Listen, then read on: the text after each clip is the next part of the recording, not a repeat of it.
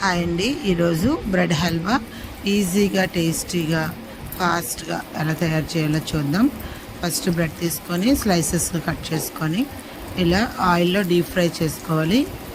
Golden brown colour వచ్చినంత వరకు ఆయిల్లో చక్కగా డీప్ ఫ్రై చేసుకోవాలి. దసరా హాలిడేస్ కాబట్టి పిల్లలు ఇంట్లోనే ఉంటారు. వాళ్ళు ఇవి కొనమని అడుగుతారు కదా, స్నాక్స్ అవి తినడానికి. సో మనం ఇలా ఈజీగా ఇంట్లోనే చేసుకుంటే కొంచెం హెల్తీగా ఉంటుంది. స్నాక్స్ అవి కూడా బయట నుంచి అవాయిడ్ చేయొచ్చు.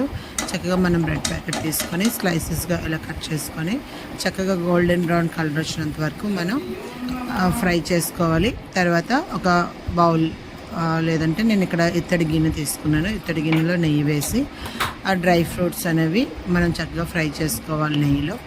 నేను ఇక్కడ జీడిపప్పు కిస్మిస్ తీసుకున్నాను. మీ దగ్గర బాదం పిస్తా ఇంకేమైనా డ్రై ఫ్రూట్స్ ఉంటే ఇందులో మనం యాడ్ చేసుకోవచ్చు. చిన్న చిన్న పీసెస్ కట్ చేసుకొని డ్రై ఫ్రూట్స్ అనేవి మనం ఇక్కడ చక్కగా ఫ్రై చేసుకోవాలి. తర్వాత ఇదే బౌల్లో గ్లాస్తో పంచదార నేను ఒక గ్లాసు 1.5 గ్లాస్ షుగర్ తీసుకున్నానండి. ఒక 1.5 గ్లాస్ షుగర్కి 1.5 గ్లాస్ వాటర్ యాడ్ చేసుకున్నాను.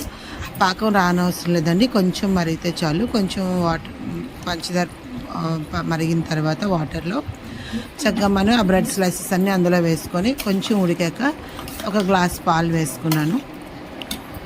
సో పాలు, బ్రెడ్ అన్నీ మనకి ఘీ, డ్రై ఫ్రూట్స్ ఇవన్నీ కొంచెం మనకి హెల్దీ ఐటమ్స్ కాబట్టి చక్కగా మనం ఇంట్లోనే ప్రిపేర్ చేసుకోవచ్చు.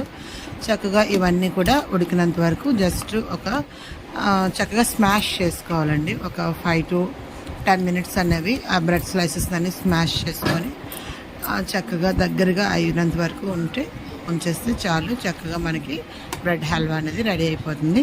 వేడివేడిగా సర్వ్ చేసుకోవచ్చు, లేదా చల్లగా అయిన తర్వాత కూడా తీసుకున్నా కూడా టేస్ట్ అయితే చాలా సూపర్గా ఉంటుంది. ఇప్పుడు ఇది మా అబ్బాయికి ఇద్దాము, ఏమంటాడో చూద్దాం. ఎలా ఉంది బ్రెడ్ హల్వా? వ్యూవర్స్ కోసం టేస్టీ బ్రెడ్ హల్వా. ఇంకా పిల్లలు బాగుందని చెప్పిన తర్వాత బాగుందనిపించాక ఇంకా అసలు వదులుతారా?